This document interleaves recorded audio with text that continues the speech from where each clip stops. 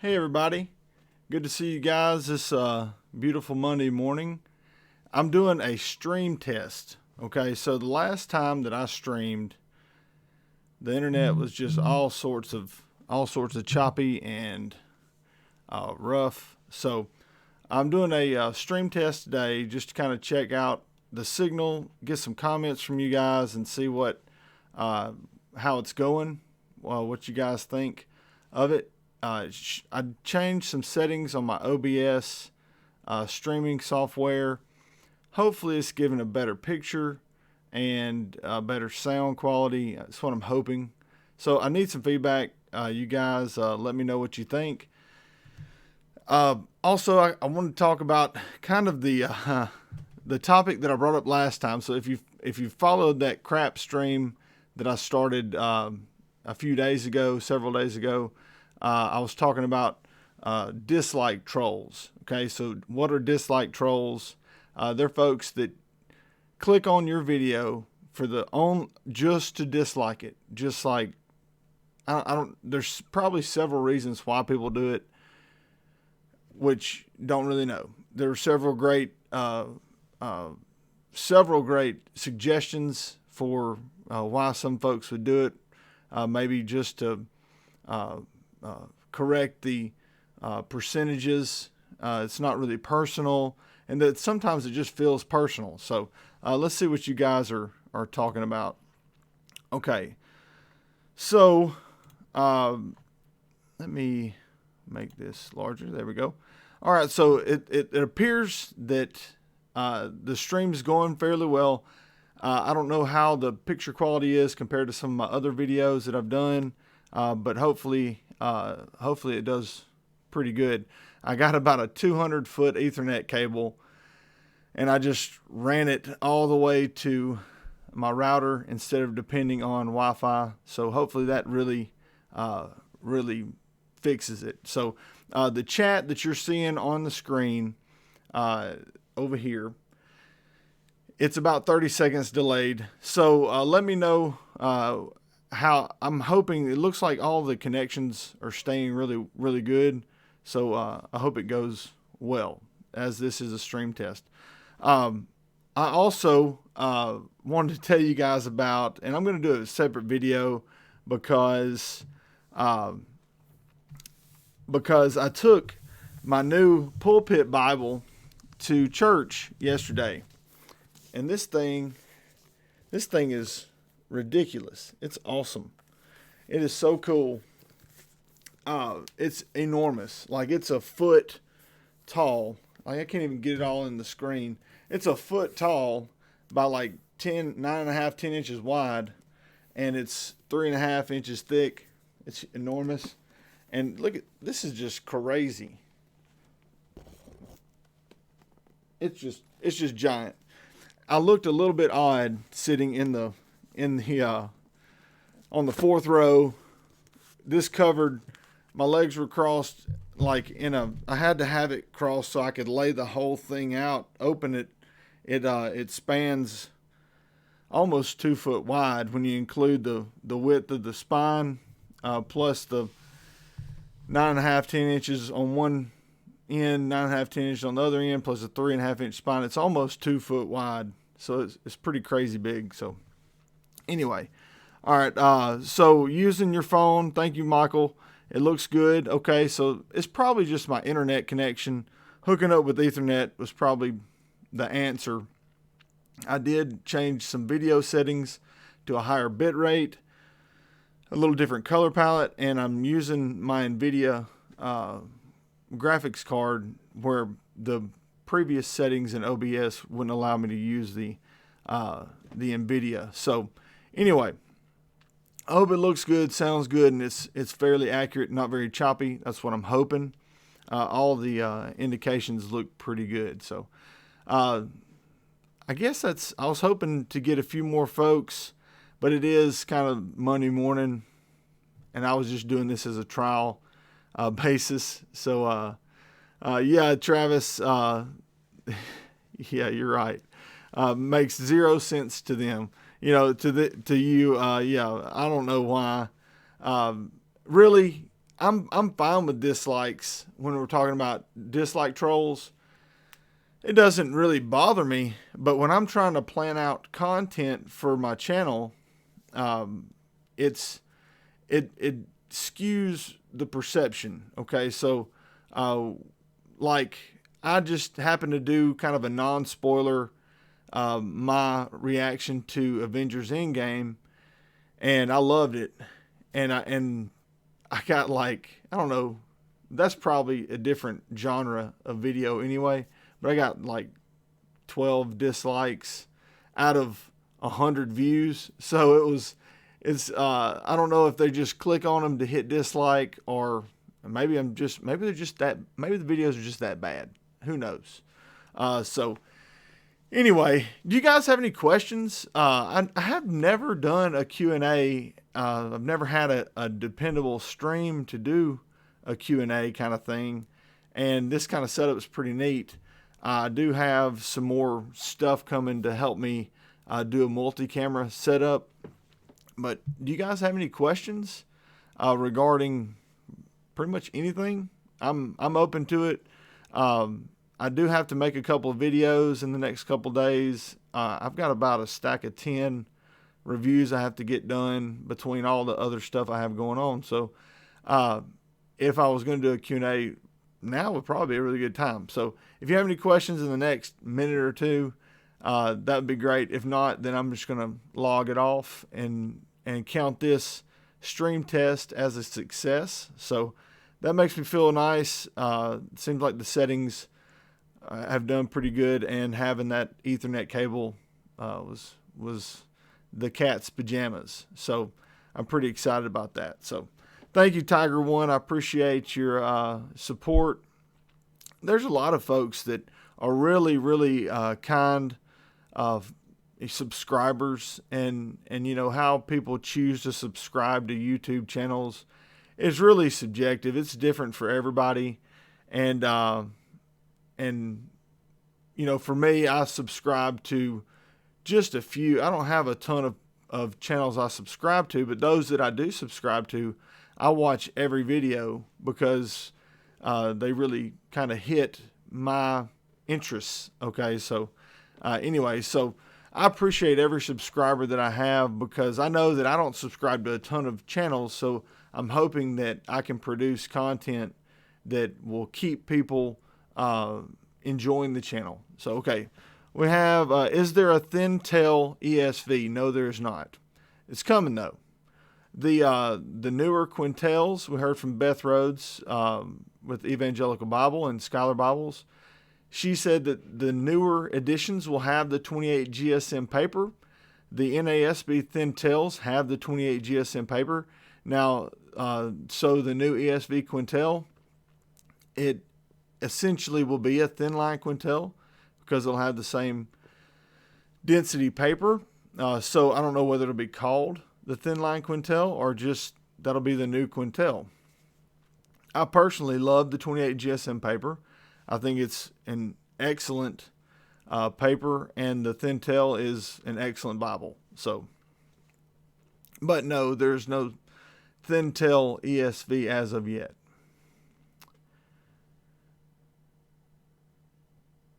Okay, let's see. Yeah, doing the Q&A Bible reviews would be a really good idea, Travis. That's an excellent idea.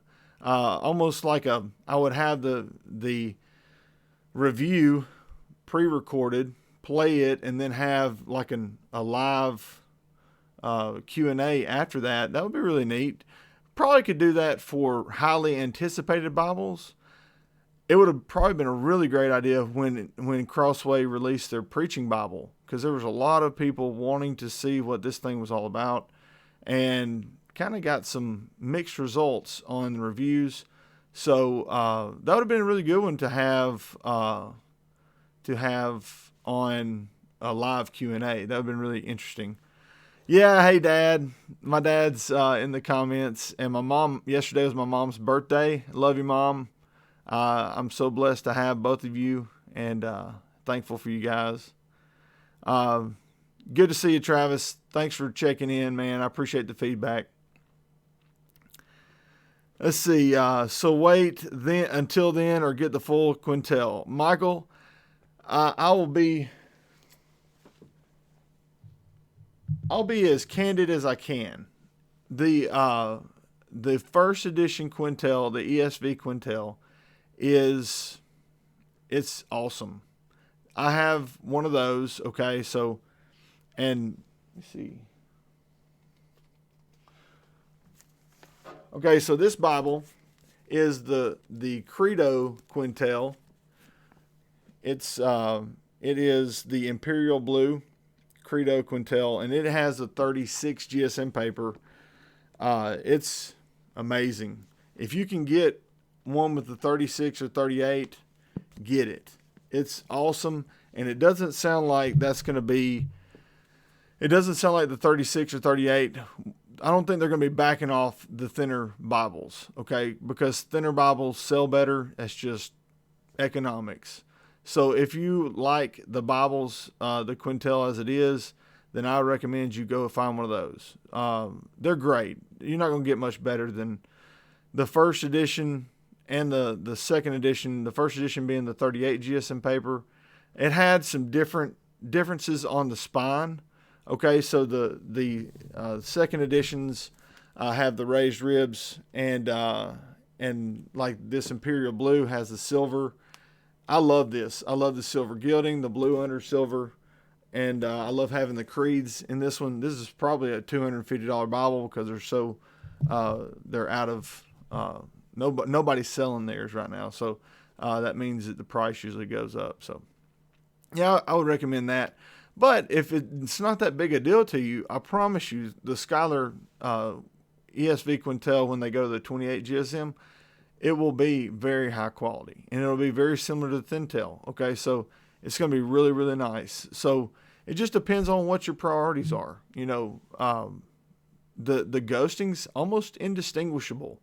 It's not a big deal. It's not a big difference between the 28 and the 36 and 38. The biggest difference between the paperweight is going to be the feel in your hand when you're turning pages. It won't feel as flimsy or as light. The ghosting is going to be about the same, but I like the denser feel of the paper. Okay, so that's just my personal preference. But I also love my Omegas. I love the Thintels that I have. Those are all 28 GSM paper. The paper does feel a little more fragile, but it's really high quality either way. All right, so yeah, the 28 GSM is better for smaller Bibles, but it's been pretty good for the Thintel. I have not seen many negative reviews about the Thintel. I have not heard, unless folks are just diehard, high density paper folks. It's now the more that the Nelson and Zondervan Premier collections push with their 36 GSM paper, and they're thin. Those are really thin. That's going to really put some pressure on Skylar and Crossway, those folks that use Youngblood as their binder, to pull back away from that 28, because the Premier Collection editions that have the 36 GSM paper, they have higher opacity. That 36 GSM paper is better paper, at least from what I can tell. It's better paper than what you'll have from the Youngblood 28 GSM paper. So I'm getting it. All right. Yeah, I prefer the raised ribs, Bobby. I like raised ribs. Are they functional? Not really. It's an aesthetic. Okay, so the raised ribs, it gives something, an additional feature to the spine, and it adds some nostalgia. Okay, so I just like the look. I like the feel of the ribs. They are not functional ribs. They do not, now maybe they provide some additional support so the spine doesn't bend in half, but there's already structural support built into the spine. So whether it has them or doesn't have them, there's going to be sufficient support in the spine, at least for Youngblood bound Bibles, which are all the ESV Heirloom editions and the Schuyler Bibles. All those are bound by Youngblood. So those are going to have plenty of support with or without the ribs. So the ribs are just really an aesthetic. So it's just up to your preferences. I personally love the ribs. So hope that's helpful, bud. I've always been a fan of rib work, especially when it's nicely done, really crisp lines. I think it just adds a lot more character. The Allen Bibles and the Cambridge Bibles that have the tooled ribs, they look really nice, but it just doesn't have enough personality. Does that make sense? It doesn't have enough character to me. So, yeah, Tiger One says it gives a sturdier feel. It does. And sometimes, depending on if you're preaching or teaching or if you're holding it, if you've ever done public speaking holding a Bible, if it's been open, it's probably fallen out of your hand at least once. Ribs will help prevent that. So it does have some function, and that'll benefit you, especially if you're open air preaching or something and it's out and you're looking in other places. So I mean, yeah, the ribs could help with that. So, all right, let's see. Yeah, the Thomas Nelson paper is crazy good. I was really surprised when I got a chance to review all 5 of the newer, when they first came out, all 5 of the newer Premier Collection editions. Zondervan's 2 and Thomas Nelson had 3. I was blown away. I mean, really, the best one, in my opinion, was the King James giant print center column reference. That was the best one. They all have the same paper, but that Bible was just the tops. I mean, it was really amazing. I would love to see, okay, so this is what I want to see. I want to see somebody create a double gilt line long primer in something other than King James. Nothing against King James, but I want an ESV that looks like a 53 Allen, that has a double gilt line, full yap. I don't understand why we don't have people doing that right now, because that styling is so popular. They can't keep 53s. They sell out as fast as they make them, and that's what I would love to have. But I would also love to have raised ribs on that design as well. So anyway, let's see. An ESV compact in your pocket as an everyday carry. I love having it there and knowing it's always on me. Yes, I have an ESV, a large print compact, and I have an ESV compact. And I've carried, let me see if I can grab it. I think one of my girls took it back downstairs. But I had this old red one. You can check it out in my video playlist. I had this old red one, True Tone, with the 07 text, this compact thin line, and it was awesome. I love that thing, and it fit good, had good paper. Oh, it was great. So I agree with you. That's one of my favorite Bibles. That was my everyday carry before I got into premium Bibles, especially Bible reviewing, and I was getting Bibles from publishers. That was my main squeeze. And then my kids and my wife got me a little blue. I want to say it's a compact thin line also. No, it was a large print compact for Father's Day like 6 years ago, and that became kind of my newer everyday carry. It wasn't until the heirloom editions that I really kind of like my first premium Bible was my mama got me an Omega, and I told her that's something that I wanted that I've never had, and I still it's right there, and I love that thing. So, but yeah, the compact editions hold a special place in my heart, and I'm actually talking with Crossway, some folks at Crossway, about future heirloom editions. I know they have a single column, which is basically the heritage layout, or it's basically a legacy without the margins. They're going to have that in an heirloom, and I'm really, really wanting them to do a large print personal size heirloom, and either a New Testament. How cool would that be? A New Testament heirloom edition, or like a large print compact heirloom edition. That would be so awesome. Let's see. What else do we have?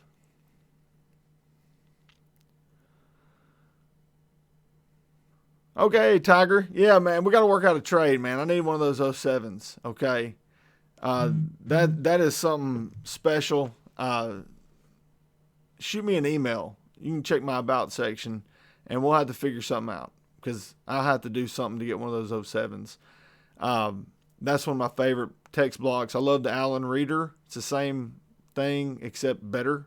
The 07 is, and I would love to have a one of my covers on it, which would be really cool to have. So anyway, all right. So Bobby's gone. God bless you, Bobby. Thanks for input. Everybody, thanks for the conversation, and for checking out the stream, giving me some feedback. So I'm going to go back and look at this and see how the video plays back, if my video settings were good or improved, because I changed up some settings again, and how the stream connection was. So anyway, thank you guys for watching, and being really awesome folks for just kind of helping me out, giving me some feedback, and all kind of cool stuff. So again, if you happen to be watching this and are going, what is this?